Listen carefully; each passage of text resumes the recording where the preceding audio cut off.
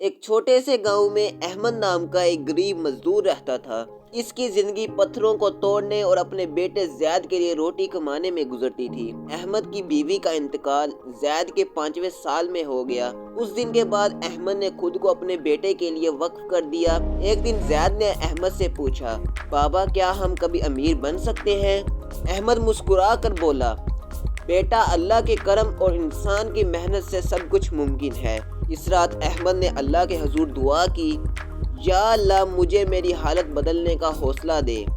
اگلی صبح احمد نے کام پر جاتے ہوئے ایک بزرگ کو دیکھا جو لوگوں کو نصیحت کر رہا تھا، جو انسان اپنے مقصد کے لیے دل و جان سے لگ جاتا ہے اللہ اس کے لیے راستہ نکالتا ہے۔ یہ الفاظ احمد کے دل پر نقش ہو گئے۔ اس نے فیصلہ کیا وہ اپنی اور بیٹے کی زندگی بدل دے گا۔ اس نے پتھر توڑنے کے کام کے ساتھ ساتھ پرانی کتابیں پڑھنا شروع کی۔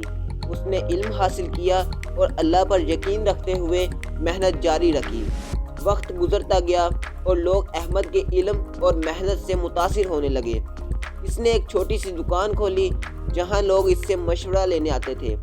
آج احمد کا بیٹا زید ایک تعلیم یافتہ انسان ہے اور اپنے والد کے ساتھ ساتھ مل کر لوگوں کی مدد کرتا ہے۔ اس کہانی سے ہمیں یہ سبق ملتا ہے، محنت اور یقین سے ہر مشکل آسان ہو جاتی ہے۔ اپنی حالت پر شکوہ کرنے کی بجائے اس سے بہتر بنانے کی کوشش کریں۔ اللہ انہی کی مدد کرتا ہے جو خود اپنی مدد کرتے ہیں۔ امید ہے کہ آپ کو ہماری یہ چھوٹی سی کہانی پسند آئی ہوگی۔